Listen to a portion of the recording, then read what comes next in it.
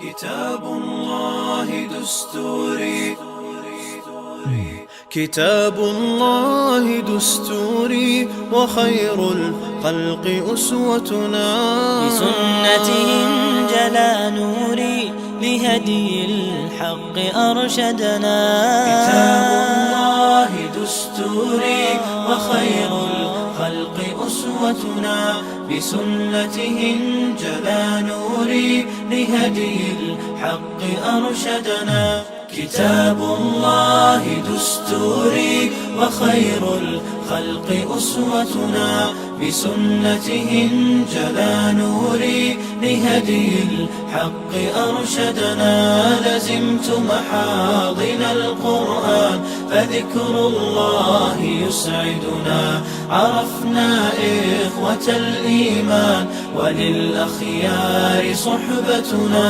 تميزنا بكل الفن وتجمعنا محبتنا وصدق القول نعرفه وخير الخلق يعرفنا تعالينا على الأحقاد مع المخطي تسامحنا تنافسنا بحفظ الآي وهذا ما يميزنا كتاب الله دستوري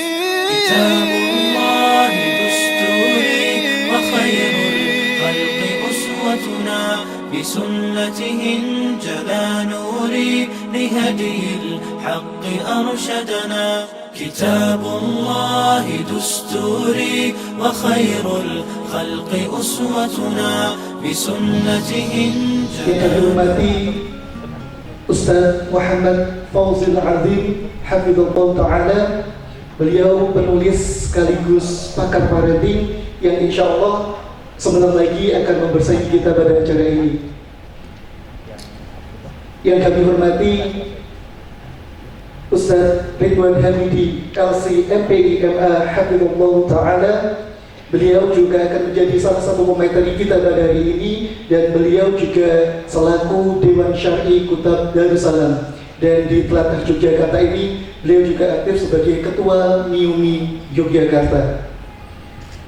Yang kami hormati Ustaz Abu Abdurrahman MPI Hafizullah Ta'ala. Beliau selaku Dewan Syar'i Kutab Darussalam. Yang kami hormati Ustaz Imam Hidayat Hafizullah Ta'ala. Beliau selaku pembina dari Yayasan Zamzam wa Nakhla. Yang kami hormati Ustazah Rashidah Hafizullah Ta'ala. Beliau selaku Kepala Pendidikan Kutab Darussalam. Yang kami hormati Ustaz Umar Al-Mubarak Hafizullah Ta'ala. Beliau selaku penanggung jawab dari Kutab Darussalam. Yang kami hormati Ustaz Rizky Munadar Hafizullah Ta'ala selaku Kepala Kutab Darussalam. Yang kami hormati segenap asatidzah Kutab Darussalam. Dan yang kami hormati perwakilan dari tim Posko Kutab Darussalam.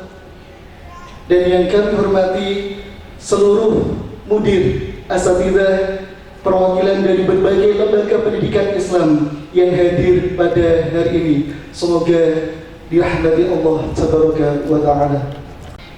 Ikhwah fillah rahimakumullah. Tidak ada kata yang pantas dan elok yang kita ucapkan pada siang hari ini selain ucapan syukur kita kehadiran Allah Tabaraka wa Ta'ala atas segala limpahan nikmat dan karunia-Nya pada kesempatan yang berbahagia ini. Alhamdulillahi binikmatihi tatimu shalihat. Atas dorongan dan inisiatif dari gurunda kita Ustaz Sanif Ali Syahbana LC, kemudian bekerja sama dengan Yayasan Zamzam wa Nakhla beserta Kutab Darussalam, pada siang hari ini dapat menyelenggarakan satu majelis yang insya Allah syarat dengan ilmu yang berharga, yakni Majelis Ilmu Kurikulum Kutab Rahim Peradaban Pondasi Adab, Iman, dan Quran. Izinkan saya sebagai pembaca acara akan membacakan dulu runtutan acara yang insya Allah akan kita jejaki bersama pada siang hari ini. Untuk acara yang pertama adalah pembukaan, kemudian dilanjutkan dengan kalam ilahi yang nanti insya Allah akan dibacakan oleh beliau Ustaz Suratno Ayat SAG Hafizullah Ta'ala. Lanjut acara berikutnya adalah penyampaian materi yang pertama sekaligus penyampaian sambutan oleh beliau Ustaz Ridwan Hamidi LC MPI MA Hafizullah Ta'ala. Kemudian kita jeda sejenak dengan acara sholat asar berjamaah dan coffee break.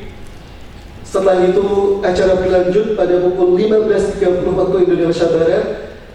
Penyampaian materi yang kedua oleh guru kita Ustaz Sanif Ali Syahbana LC Hafizullah Ta'ala. Kemudian kita jeda kembali dengan isoma, istirahat, sholat dan makan malam. Kemudian insya Allah acara akan kembali berlangsung dengan lanjutan penyampaian materi yang kedua dan juga sesi tanya jawab farasehan. Nanti insya Allah akan berlangsung pukul 19.30 waktu Indonesia Barat. Kemudian berikutnya adalah penyerahan kenang-kenangan kepada pemateri kita yang insya Allah nanti akan diberikan oleh beliau Ustadz Imam Hidayat Hafizullah Ta'ala. Kemudian acara pamungkas kita adalah acara penutup. Baik, berhubung waktu sudah beranjak dari regulasi yang kita tentukan, maka acara kajian Majelis Ilmu Kurikulum Kutat pada siang hari ini, marilah kita buka bersama-sama dengan membaca basmalah. Bismillah. Toyib. Acara selanjutnya adalah kalam ilahi yang akan dibawakan oleh beliau Ustaz Suratno Ayat SAG. Kepada beliau fa'alaihi falyatafadhal mashkur. Assalamualaikum warahmatullahi wabarakatuh.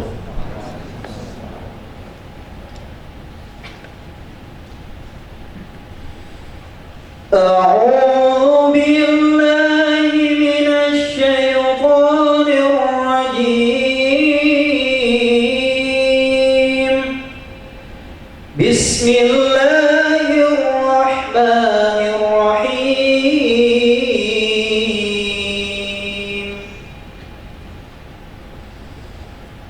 Wal yakhshal ladzina law taraku min khalfihim dhurriyyatan dhi'afa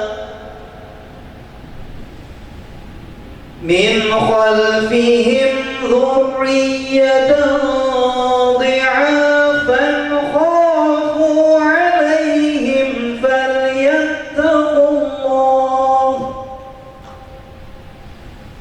falyattaqullaha wal yaqulu qawlan sadida.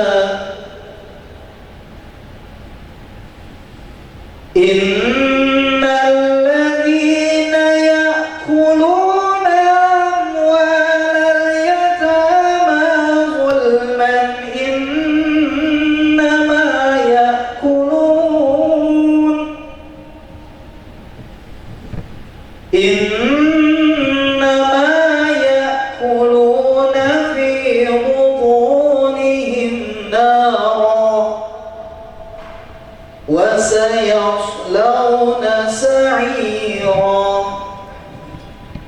Assalamualaikum warahmatullahi wabarakatuh.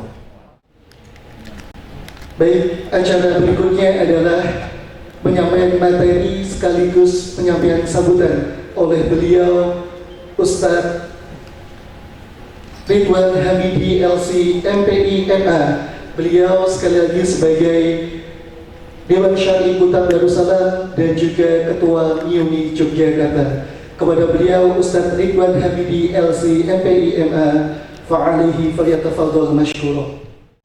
Assalamualaikum warahmatullahi wabarakatuh.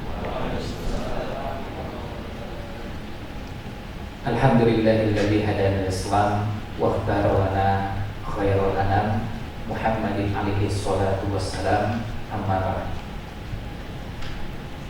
Ustaz Sanif yang saya hormati,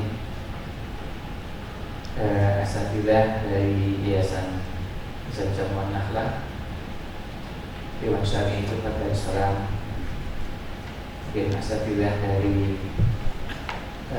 beberapa lembaga yang, mohon maaf saya tidak bisa sebutkan satu persatu, ada yang dari Kudus, kemudian dari Semarang, dari Banjarnegara, Tawangmangu dan seterusnya. Mohon maaf tidak bisa sebutkan satu persatu. Ahlan wa sahlan asatidzah sekalian, di kesempatan siang ini kita bisa hadir di majelis yang mulia ini untuk sama-sama belajar. Maaf, ini sakit jadi ahlan wa sahlan. Alhamdulillah di kesempatan ini kita bisa hadir di majelis ini, majelis yang kita semua ingin memanfaatkannya untuk sama-sama belajar. Dan kalau saya dengan Ustaz Fauzil Alim membahasakannya, ini majelis kita bincang-bincang. Dan kebetulan kalau dengan beliau punya beberapa majelis ya, isinya bincang-bincang, ngobrol-ngobrol. Dan sehingga tadi seperti yang saya sampaikan, posisinya memberikan sambutan, dan mungkin lebih tepatnya bukan materi tapi kita sama-sama belajar.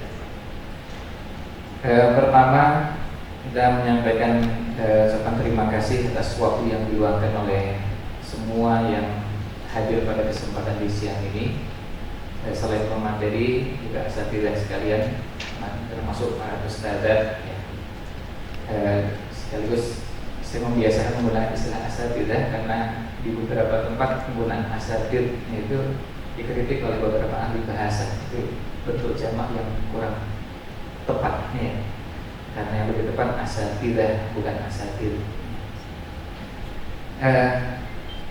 Yang kedua, di Kutub Darussalam ini kegiatan yang ada dirintis pada tahun 2015, dan waktu itu dimulai dari sebuah ruang sederhana di belakang toko, tapi kita punya cita-cita besar.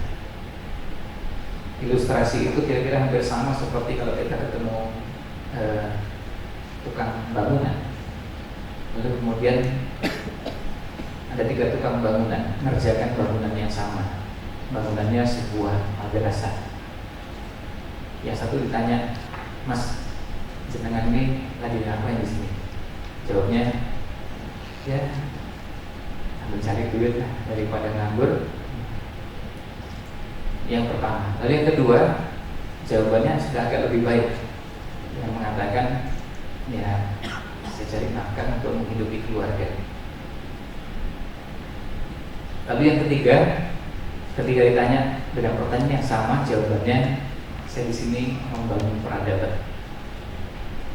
Jadi pekerjaannya sama-sama ngaduk semen, kemudian campur dengan pasir dan seterusnya, dan sama-sama bangun bangunan. Tapi yang satu melihat bahwa ini hanya sekedar selingan dan sekedar mengisi waktu daripada nganggur. Yang satu merasa bahwa ini adalah sebuah kewajiban menafkahi keluarga. Tapi yang satu melihat jauh ke depan bahwa yang saya lakukan ini ada sesuatu yang mulia, yaitu membangun peradaban. Nah, kadang-kadang kita berhadapan dengan suasana yang sebetulnya sama, tapi cara pandang kita yang berbeda. Inilah yang sebetulnya ingin kita bangun dan kita lakukan dengan majelis kita ini. Bisa jadi yang kita bicarakan ini satu hal yang sebagian mungkin biasa, sebagian mungkin sama dengan yang kita dapatkan tempat lain, tapi cara pandang kita ini membuat kita lebih bersemangat melakukan. Kan berbeda kalau sama-sama ngangkut semen, bata, pasir, besi dan seterusnya. Tapi kita punya cita-cita besar bahwa kita punya sesuatu. Dan yang seperti ini kita dapati dari sirah nabawiyah begitu banyak. Bahkan ketika saya bertemu dengan Syekh Ibrahim Ad-Duwais, lalu beliau menghadiahkan buku secara khusus tentang tafaulnya Nabi Sallallahu Alaihi Wasallam.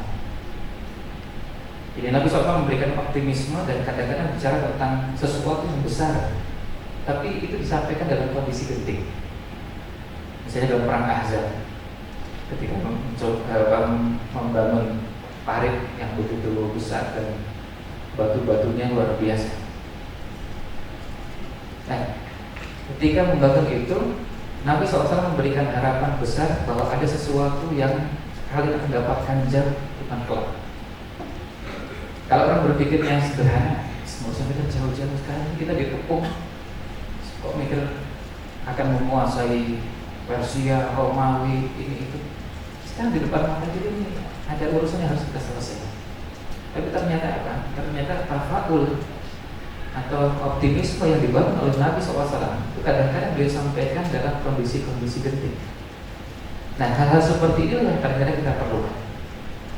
Oleh karena itu, kita sangat berharap dengan majelis kita ini, salah satu yang ingin kita wujudkan bersama selain kita menyimak materi dari Ustaz kita, Ustaz Sanif, kita ingin proses belajar kita bisa terus berlangsung, termasuk ta'awun yang sudah saatnya ini menjadi salah satu cara berpikir kita. Dr. Abdul Karim Bakar, beliau mengatakan ruhu hadzal asr, ruhnya zaman ini adalah ruhul jamaah. Ya, ruhnya zaman ini adalah ruh kita berjamaah, berkolaborasi. Jadi bukan saatnya lagi kita berpikir bahwa yang penting lembaga saya, yayasan saya, sekolah saya bisa berkembang, terserah sekolah lain seperti itu. Bagi kita justru kita akan menjadi berkembang dan cepat maju kalau yang ada di sekeliling kita juga maju. Dan saya sempat merindukan bagaimana kita bisa mulai dari kutab-kutab yang ada ini dan lembaga-lembaga yang sejenis. Kita bisa membangun kerjasama seperti yang dilakukan oleh sebagian saudara-saudara kita di beberapa tempat. Saya ketika diceritakan oleh salah seorang kawan sekitar 10 tahun yang lalu, beberapa yayasan di Belanda, yayasan-yayasan Islam, itu di beberapa kota itu ada yang membangun komunikasi dengan sangat baik. Mereka kalau bertemu masing-masing lembaga, ketika sudah mencoba untuk melakukan terobosan, kemudian mereka publish dan mereka persilahkan yang lain untuk mengakses. Ini yang kami punya, sehingga yang lain juga bisa belajar dan saudaranya itu sebagai potret bagi dirinya sendiri. Al-mu'minu mir'atu akhihi. Seorang mukmin itu cermin bagi saudara. Saudara kita sudah sampai di sana, lalu kita lihat kita sudah sampai di mana. Kalau kita masih tertinggal, berarti kita segera berbenah. Nah, inilah yang ingin kita wujudkan. Dan kita berharap mudah-mudahan ini bisa menjadi angka awal untuk kita membangun kebersamaan, sehingga kita sangat berharap di sela-sela waktu yang ada ini bisa saling berkenalan, bisa saling menyapa, dan harapannya ke depan bisa saling ta'awun. Dan tentu suatu saat kami juga berharap nanti bisa hadir di tempat antum semua, hadir menerima materi dari antum semua di tempat-tempat yang berbeda. Tadi ada yang dari Kudus, kemudian ada yang dari Banjarnegara, ada yang dari beberapa tempat-tempat yang maaf tidak bisa saya sebutkan satu persatu. Baca buku terjemahan Mukhtasar min Hajil Qasidin karya Imam Ibnu Qudamah Al-Maqdisi di sana. Di salah satu terbitan, dan saya sempat mengecek ada 4 penerbit berbahasa Indonesia. Salah terbitan menyebutkan bahasan adab dukhulil hammam, diterjemahkan adab masuk kamar mandi.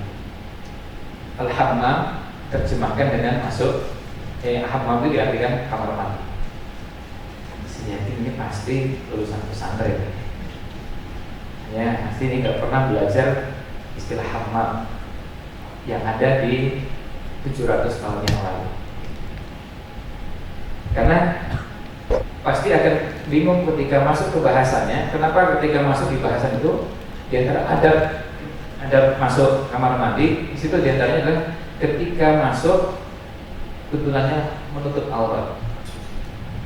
Itu kan bingung ya. Gimana masuk kamar mandi menutup aurat? Kita masuk kamar mandi buka aurat. Nah, mau buang air kecil, buang air besar atau mandi. Masuk kamar mandi masa menutup aurat. Kemudian yang kedua, tidak boleh melihat aurat orang lain. Bingung lagi. Dan Anda bisa lihat bukunya Imam Ibnu Katsir, ada Dukhul Hammam secara khusus membahas itu. Kalau bingung lagi, Kemudian yang ketiga, ketika masuk ke tempat tersebut, ingat dengan panasnya api neraka. Sampai bingung lagi. Kok nggak nyambung semua itu? Kita masuk kamar mandi, suruh ingat panasnya neraka. Kalau dikit-dikit kan dingin, lembab. Kok ingat panasnya? Ternyata apa? Ternyata cuma satu masalahnya. Al-hammamnya tadi itu. Al-hammam itu bukan kamar mandi. Al-hammam itu salah. Mandi uap itu. Yang ada di beberapa tempat. Nah, itu yang dinamakan hammam. Baru kita tahu ternyata salah terjemahnya itu karena tidak memahami istilah hammam pada masa tertentu dimaknai dengan apa dan sekarang dimaknai.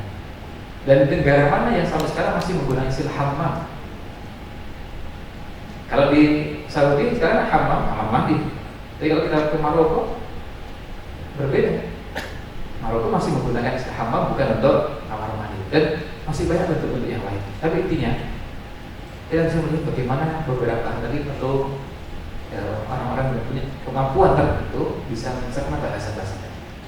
Nah, terkait dengan bahasan ini, mohon izin saya menggunakan slide yang ada di hadapan asatidzah dan saudara sekalian. Ini cuma salah satu bagian dari sekian banyak bahasan yang berkaitan dengan kutab. Yang kita coba ingin angkat adalah bagaimana pada kurikulum yang dikembangkan oleh kutab ini ada sekian banyak prinsip yang itu sebetulnya kalau kita mengkaji dari tarbiyah yang dikembangkan oleh Nabi SAW, kita akan menemukan ada beberapa bagian-bagian yang berbeda. Meskipun kalau ini kita khusus arahkan pembahasannya pada pendidikan di usia belia, maka kita akan menemukan bahwa akan ada porsi penekanan pada bahasan-bahasan tertentu berbeda dengan kalau itu diberikan untuk orang dewasa. Dan saya lihat slide berikutnya, ini rahasia kurikulum urutan. Ya. Jadi tadi kita sebutkan T dan U. Ya. T-nya tahapan, U-nya urutan. Bagaimana membangun fondasi pendidikan yang kuat? Kenapa ini kata yang kita gunakan? Karena kita ingin pendidikan yang kita bangun ini pendidikan yang bukan asal-asalan. Dan semua merasakan, tentu kita yang terlibat dalam dunia pendidikan merasakan belajar, merasakan perlunya membangun generasi dengan kualitas yang tidak asal-asal. Terus terang kadang-kadang saya malu kalau mengingat masa-masa awal belajar di Madinah. Saya pernah satu kelas dengan waktu itu pernah tahun pertama di persiapan bahasa 1 semester, kemudian setelah itu masuk kuliah. Di persiapan bahasa saya bertemu dengan teman-teman dari beberapa negara. Saya teman dari Inggris, kemudian kami lagi dari Prancis, kemudian ada teman lagi dari beberapa negara. Teman dari Inggris ini belajar bahasa Arab sebelum ke Madinah cuma 6 bulan. Saya di pesantren 6 tahun, kan jauh sekali 6 bulan dengan 6 tahun. Nah, begitu ujian akhir sama-sama dapat nilai mumtaz, tapi rankingnya dia di atas, selisihnya 0, waktu itu rasanya gimana ya? Ini cuma 6 bulan sebelum ke Madinah, ini 6 tahun. Ya harusnya ini kan, tapi kok ini yang lebih besar gitu. Terus saya ingat gimana ya? Apa yang jadi masalah? Salah satu dari sekian yang kemudian saya cermati itu kan ujian tengah semester baru kemudian akhir semester. Jadi beliau ini kalau belajar, ya belajar itu tenanan. Nggak ada istilah belajar itu maaf seperti sebagian gitu. Itu terlihat dari banyak hal, mulai dari posisinya. Ya nggak ada ceritanya belajar itu saja. Terus kemudian atau kemudian menyimak tapi tangannya itu sambil diletakkan di tangan digunakan untuk menumpuk menahan kepalanya yang mulai agak ngantuk. Terus nggak ada ceritanya ngobrol, nggak ada ceritanya. Ini betul-betul kalau kita nonton, lihat seperti orang nonton dengan serius sekali. Dosen itu diperhatikan betul, dan kalau ada yang penting mungkin catat, matanya tuh betul-betul tertuju pada ini yang sampai. Ini caranya. Terus yang kedua, kalau waktunya istirahat ya istirahat. Pas hari libur gitu, saya di lapangan, main bola sebenarnya. Jadi pas waktunya hari sudah mulai masuk, ya udah. Kalau waktunya belajar ya belajar. Terus kemudian di majelis itu, yang dibicarakan itu ilmu. Sampai di rumah makan. Dan salah satu yang sangat berkesan waktu itu diingatkan diri. Kita itu makan bareng-bareng kan, satu meja bisa beberapa negara. Kalau sirnya orang Indonesia, kadang-kadang kalau ngobrol cari yang enteng-enteng, ringan-ringan. Ada mahasiswa Indonesia tanyanya ke teman dari Afrika. Kalau manggil kan, Syekh, kalau di tempat antum, menurut antum tuh, ini mesti menurut orang Afrika, kalau perempuan yang paling cantik itu kayak apa? Ini pertanyaan orang Indonesia. Kadang dia bisa dibayangkan kualitas pertanyaannya gitu. Tanyanya ini gitu kan. Mau dia tanyanya yang berkualitas, yang tanyaan gitu. Ternyata jawabannya, ternyata yang paling cantik itu yang badutnya paling hitam. Itu cerita sampai bayangkan sampai isi pengajian di Indonesia ceritanya itu cerita dari ngobrol-ngobrol di ruang makan. Dan saya dengan langsung beliau isi pengajian dan ceritanya. Nah karena ngobrolnya, jadi kalau yang ini enggak, teman ini ketika ngobrol di ruang makan pun yang dibicarakan, kalau bicarakan buku, bicarakan kisah lama, bicarakan ada workshop, ada buku, seminar, lalu bicarakan tentang ada sebuah masalah ilmiah yang berkaitan dengan ilmu tertentu. Jadi kita duduk, kita makan, dapat ilmu. Jadi apalagi kita senang ya kalau ada yang begitu tuh, beliau cerita, kita makan. Karena dia masuk dua-duanya ya, santapan jasmani dan santapan rohani. Jadi kan berarti acara utuh dan acara inti sekaligus gitu. Ya, artinya acara intinya ya materinya tadi, acara utuhnya makan. Jadi cepat pintar. Jadi kita ngobrol, beda kualitas obrolan. Nah, kita menjadi paham, oh kita terkenal ini yang namanya bi'ah, yang bi'ah ilmiah. Nah ini cara bagaimana kita membentuk supaya kuat. Ada slide berikutnya. Kita bisa lihat bagaimana kita bisa bayangkan kalau seandainya ada sebuah pelajaran yang pelajaran ini bagus, baik, tetapi disampaikan tidak secara berurutan. Kadang-kadang bukan pelajarannya yang baik dan tidak baik, tetapi apakah yang cocok untuk pemula. Tafsir Ibnu Katsir semua kita sepakat tuh kita tafsir yang bagus. Tapi cocok untuk pemula? Itu dua hal yang berbeda. Dan kalau kita sudah terbiasa dengan pola seperti ini, insya Allah tentu kita akan lebih mudah untuk memahami beberapa bahasan yang berkaitan dengan Quran. Slide berikutnya, ini saya percepat. Ya, jadi kita bisa lihat. Kadang-kadang ini persoalannya adalah apakah kurikulum yang ada.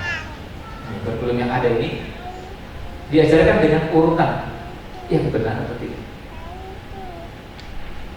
Jadi kadang bukan persoalan ini baik atau tidak baik. Beberapa materi ada yang tidak cocok di level-level pemula. Saya melanjutkan cerita. Ketika saya di tahun pertama kuliah, biasanya di pesantren kalau masuk kelas kan bawa bukunya banyak, kitabnya banyak. Lagi kebetulan pas di hari dimana beberapa kitab itu memang tebal-tebal. Jadi hari itu pelajarannya hadis tahun pertama Sahih Bukhari, berarti bawa Fathul Bari. Tafsir, berarti bawa tafsir Ibnu Katsir. Kemudian ada sampai 3 kitab tebal di kelas. Nah ini kita mulai masuk kuliah.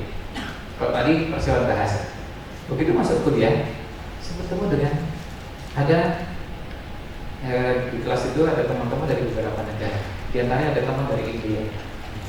Teman dari India ini alumni Nadwatul Ulum, yang mungkin sebagian kita pernah mendengar alumni diberi gelar An-Nadawi. An-Nadawi ternyata alumni Nadwatul Ulum. Ya, bukan cuma Abdul Hasan An-Nadawi, ya masih banyak yang lain. Nah, saya punya teman satu kelas. Dia pas datang masuk ruangan, bawa cuma satu buku tulis. Terus kemudian selebihnya, dia satu buku itu dipakai untuk mencatat beberapa pelajaran. Saya perhatikan, ini ya serius apa enggak ini belajar? Kita bawa buku serius, bawa tafsir Ibnu Katsirnya. Karena mau mencerna materi yang disampaikan itu sulit kalau kita nggak membuka dan nggak bawa buku tersebut. Kita belajar Alfiyah menggunakan dia usalik ila awdahil masalik ila Alfiyah Ibnu Malik. Kan levelnya tinggi. Terus saya baru paham ternyata beliau ini nggak terlalu banyak bawa buku karena apa? Hampir semua materi yang ada itu belum sudah pelajari. Di mana? Di Nadwatul Ulum. Dan tangga-tangga ini sudah selesai. Jadi waktu saya tanya, kok nggak bawa tafsir Ibnu Katsir? Ya sudah khatam. Oh, sudah khatam. Khatamnya gimana? Baca aja. Oh enggak, kami jika di beberapa bagian di tafsir Ibnu Katsir kami menghafal. Yang dihafal apa? Menghafal mukhtasar tafsir Ibnu Katsir. Ini bagi kelas berat ini. Saya ketemu yang sampingnya dari Somalia juga begitu. Meskipun beliau bawa bukunya agak lebih banyak. Tapi ketemu lagi dari ini memang pantas ini. Yang mereka yang bukan meremehkan pelajaran, tapi memang materinya sudah selesai. Jadi mereka ada yang sudah berada pada level ketika sesuai dengan yang ada di kampus. Pada saat masuk di kelas itu forumnya diskusi, materi yang disampaikan didiskusikan. Sementara kami yang dari Indonesia ini beberapa materi mengkat ini, begitu dengar paparan sebagian yang nggak ada. Kadang-kadang bukan nggak paham bahasanya, tapi karena bahasanya belum pernah didapatkan, kita merasa berat. Nah, ini kita merasa ini perlu ada jenjang sebelum naik ke tangga tersebut. Nah, ini yang dinamakan tangga-tangga. Nah, ini salah satu dari bagian yang kita akan temukan dari ulasan yang mungkin insya Allah akan bisa dipaparkan oleh Ustaz Sanif, dan itu materinya sudah saya tidak dan sahabat sekalian lihat di meja. Itu nanti bisa dijelaskan lebih panjang. Nah, tapi saya ingin memberikan beberapa pengantar lainnya. Slide berikutnya, dari yang sebelumnya. Saya ingin, nah ini, yang bahaya adalah kalau kita mengenalkan materi tersebut dengan cara yang salah, akhirnya menimbulkan beberapa dampak negatif. Salah satunya adalah trauma ilmu, dan itu bahaya. Hanya merasa bahwa ternyata belajar kias dalam usul fikih itu susah. Karena merasakan trauma dulu belajar nggak paham-paham. Ternyata nggak pahamnya itu cuma karena tadi cara menjelaskannya, urutannya itu nggak tepat. Nah, kita bisa merasakan sekarang ini ada beberapa ustadz mengajarkan beberapa materi itu berhasil membuat orang jadi suka dengan ilmu dan merasakan ternyata gampang. Di satu kesempatan tahun kemarin 2019 di satu masjid, saya punya kajian rutin di satu masjid di Jakarta Utara, kajian Sirah Nabawi. Baru pertemuan kedua atau ketiga ada yang tanya, Ustaz, kenapa Sirah Nabawi itu kok susah ya? Kok susah? Tapi saya berikan kesempatan dulu. Gimana Pak? Nah pasti ada sesuatu kan kalau bisa mengatakan susah. Ternyata beliau bilang, saya sudah beli dan sudah baca buku Sirah Ibn Hisham, Sirah Nabawi karya Ibn Hisham, dan saya baca susah. Nah ini ketemu. Masalahnya adalah salah milih buku. Sirah Ibn Hisham itu buku yang tidak direkomendasikan untuk pemula. Dan saya bisa jamin, ya, insya Allah Bapak nggak khatam buku itu. Karena Bapak baca kok susah, terus baca susah lagi kan aja, seperti. Bahkan kita lihat tahdid Sirah Ibn Hisham yang ditulis dalam bentuk satu jilid. Karena Sirah Ibn Hisham itu yang aslinya 4 juz, 2 jilid tebal-tebal, satu jilidnya di atas 600 halaman.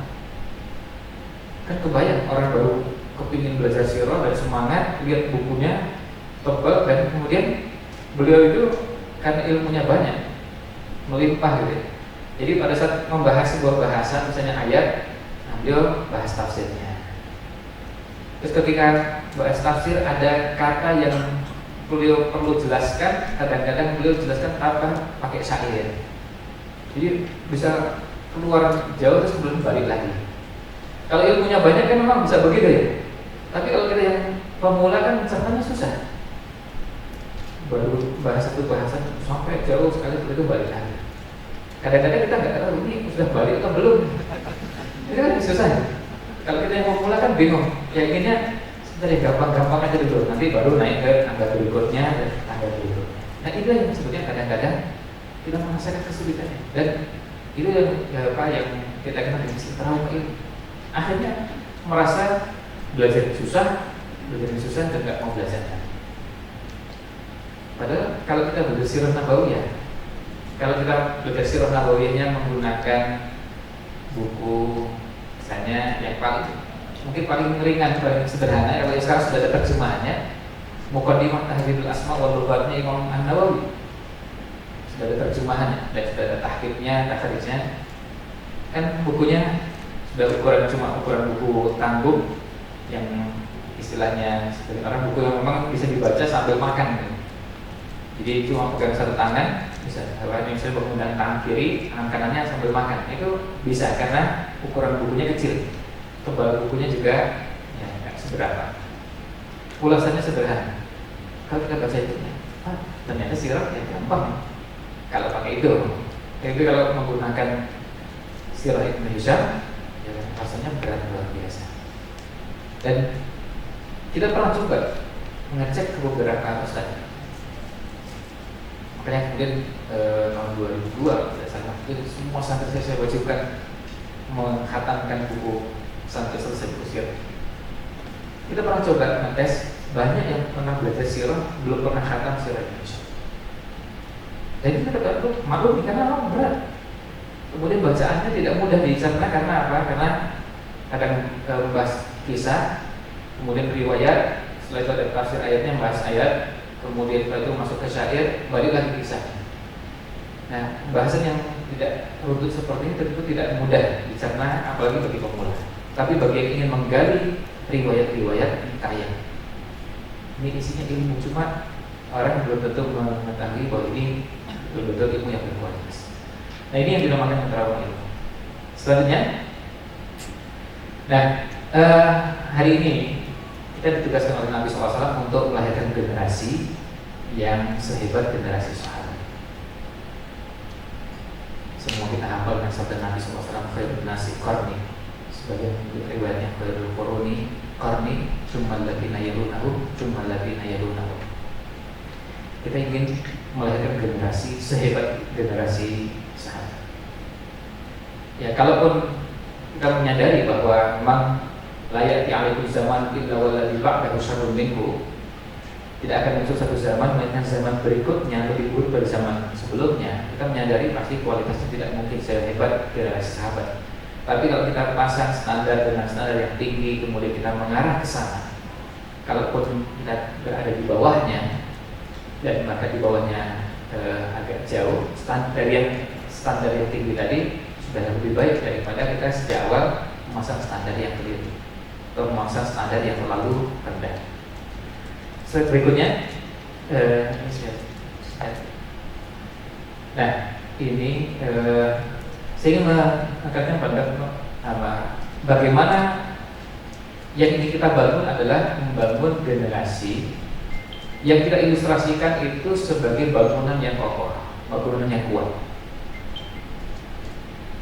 Tentu orang boleh mengilustrasikan generasi yang dibangun itu seperti apa. Profesor Dr. Abdul Karim Bakar dalam bukunya tentang tarbiyah, beliau mengilustrasikan tarbiyah karena proses tarbiyah itu dengan aktivitas menanam. Di penulis yang lain mengilustrasikan dengan bangunan. Ya, tentu tidak ada masalah kalau soal ilustrasi. Tapi kalau orang yang menanam itu lebih cocok dengan kita yang hidup di negara agraris. Jadi kalau merawat anak-anak kita itu seperti merawat tanaman. Kadang-kadang kita harus jaga jangan sampai ada hama, jangan sampai tanaman ini sakit, akhirnya mati. Nah, tarbiyah kira-kira seperti itu. Sama juga dengan bangunan. Ya, bangunan juga kita sekarang ini ingin membangun dan tantangannya luar biasa. Kita ingin membangun bangunan yang kokoh, yang kuat. Tapi yang ada yang mendukung aktivitas kita membangun itu sedikit. Yang merusak yang ada. Sekarang kalau kita lihat berapa banyak anak-anak mengenal kata-kata kasar, pisuhan, itu mereka dapatkan dari mana? Di sekolah. Pernah ada yang melakukan penelitian kecil-kecilan di sebuah sekolah. Ternyata anak-anak dapat beberapa mufrodat, beberapa kosakata pisuhan. Apa namanya? Ya, gitu ya. Insya Allah paham ya semuanya. Karena ini saya kira nggak ada yang dari. Kalaupun ada yang nanti dari luar Jawa, yang ditanya sampingnya. Pisuhan itu artinya apa? Terjemahnya asbu wasatmu ya. Itu lebih susah lagi. Nah, mereka ternyata dapat kosakata itu dari mana? Dari sekolah. Tentu bukan gurunya yang ngajarin, bukan ustadznya yang ngajarin, tapi dari temannya. Pas mau ngobrol sesuatu, tanya, "Pir, wah," terus kemudian langsung keluar 3 huruf. Ya, hewan berkaki 4 itu. Ya, USA. Nah, itu keluar ke sana jadi belajar. Oh, gitu ya. Dan cepat gitu. Cepat mencerna kosakata itu. Langsung dapat. Bahkan yang didapat itu bukan cuma kosakata berikut maknanya, sampai kaifiahnya, cara mengucapkannya. Cara mengucapkan pisuhan yang fasih itu seperti apa? Kan kalau orang belajar makharijul huruf itu kan latihannya luar biasa. Latihan huruf short house, short itu latihannya luar biasa. Dia langsung dapatkan itu begitu lihat temannya mengucapkan, oh gitu dah. Meskipun dia tidak mengucapkan, tapi dia langsung lihat teman yang mengucapkan, kemudian dapat maknanya, kemudian cara mengungkapkannya pun yang kemudian mantap itu dengan cara seperti itu. Nah, ini merusak. Ternyata banyaknya luar biasa. Semakanya membangun.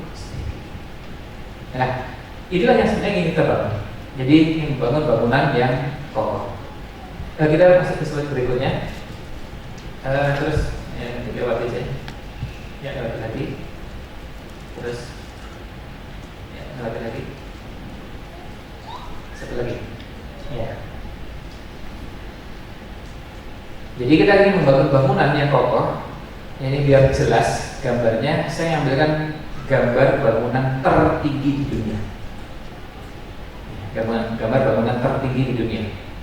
Supaya kita bisa mendapatkan gambaran bagaimana membangun itu. Dan saya kebetulan pernah berkunjung dan pernah naik ke bangunan tertinggi tadi. Meskipun bukan sampai lantai teratas, tapi paling tidak sampai lantai ke 124. Kalau ingin sekedar mencari bagaimana, ya sekedar gini, karena supaya tasawur persepsi yang ada itu memadai, bisa cari di versi berbahasa Arab, berbahasa Inggris, berbahasa Indonesia, yang kata kunci pembangunan Burj Khalifah. Yang paling bangunan yang paling tinggi, karena ini yang paling tinggi, 840 km. Nah, videonya banyak, videonya di YouTube bisa didapatkan. Tapi yang ingin saya ceritakan adalah bagaimana membangun bangunan. Persiapannya luar biasa. Ya, kita bisa bayangkan kalau orang membangun hotel seperti ini, itu pasti persiapannya dipikirkan dari mulai A sampai Z dan sampai yang kecil sekecil-kecil. Kita bisa merasakan itu. Ketika saya waktu itu belum diundang, sebelum waktu itu sejak tahun 2002 kita merintis sebuah yayasan, kita bikin yayasan bareng, yayasannya di Swiss, dan kemudian ada kantor cabangnya di Uni Emirat. Saya diundang ke sana, terus kemudian diajak jalan-jalan lihat ke Tuning. Belum lama, jadi aku beberapa sekitar 2 atau 3 tahun setelah berdiri, saya lupa tahunnya. Nah, kemudian ditunjukkan beberapa hal. Salah satu yang ditunjukkan adalah bagaimana bangunan ini dibangun. Ketika dibangun, kemudian kita bisa melihat bagaimana ketelitian orang ketika membangun bangunan.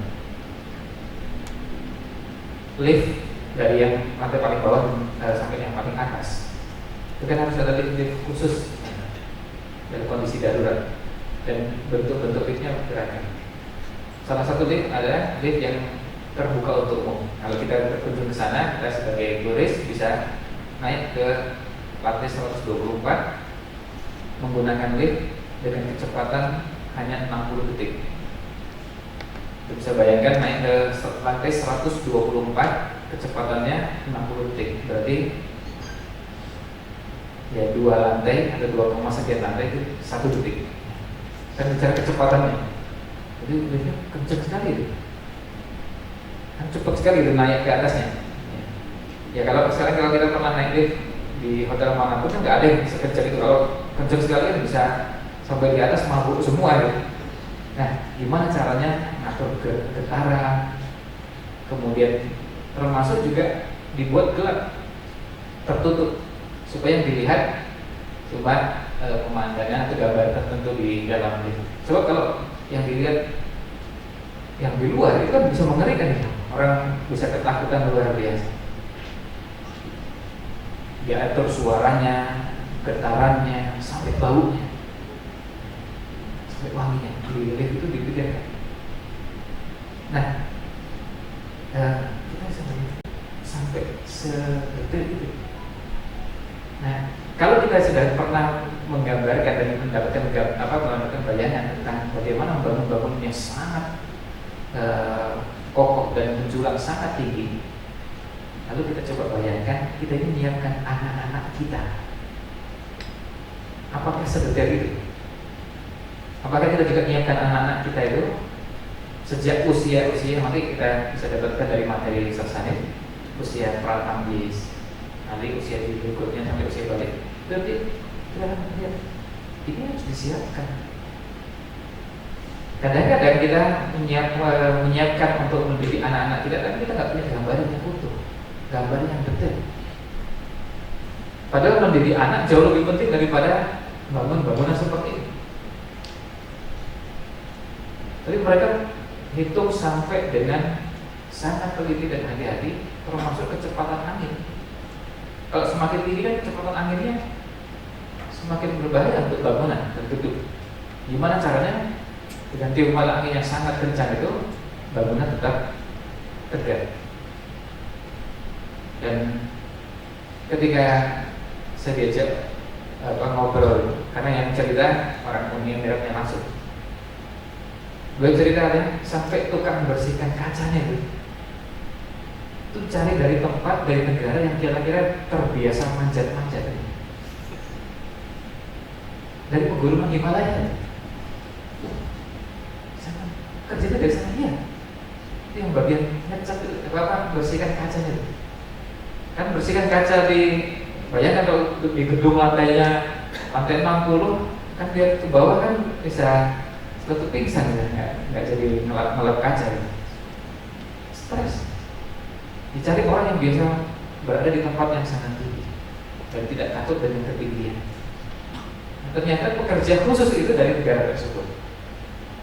Jadi Anda bisa bayangkan ketika mendidik anak-anak kita, kenapa kita membutuhkan orang ahli di bidang ini, ahli bidang itu, atau perlu ilmu ini, ilmu itu. Karena apa? Karena tingkat kerumitan anak kita juga tidak kalah dengan rumitnya membangun bangunan yang sangat kokoh dan itu menjulang tinggi.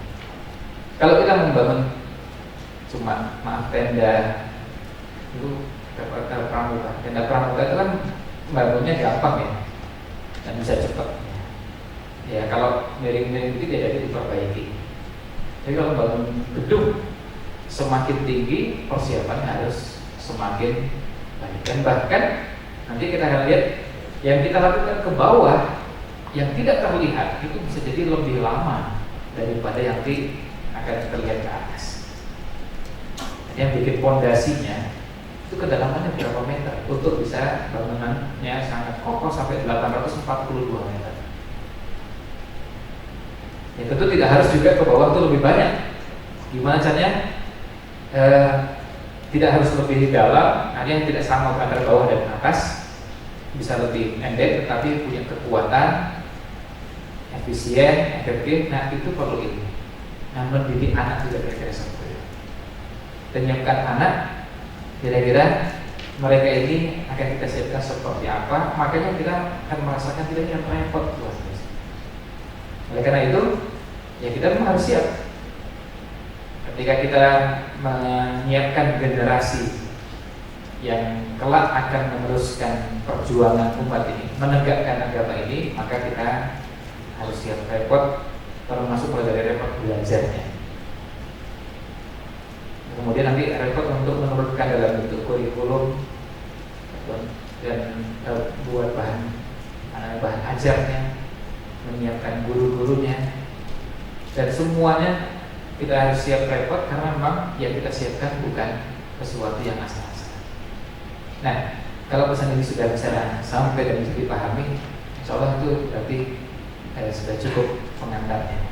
Nah, nanti isi inti materinya nanti dari selesai yang tentu akan lebih jauh lebih dalam, jauh lebih lengkap dari apa yang disampaikan. Nah, ilustrasi bangunan ini dengan kalaupun kita ambil bangunan yang kalau yang paling tinggi, cari yang paling rendah, ya tetap tidak sama. Tetap membutuhkan persiapan, membutuhkan keahlian, membutuhkan sekian banyak hal yang dibutuhkan untuk membangun bangunan, membangun anak tidak begitu. Ya, membangun kepribadian, karakter, menanamkan iman pada anak. Salah satu yang kita perlukan, apakah kita juga sudah menanamkan nilai-nilai keimanan itu pada diri kita? Karena faqidu syai'in la yu'ti. Orang yang tidak punya sesuatu tidak mungkin memberikan pada orang lain. Maka kita juga harus terus.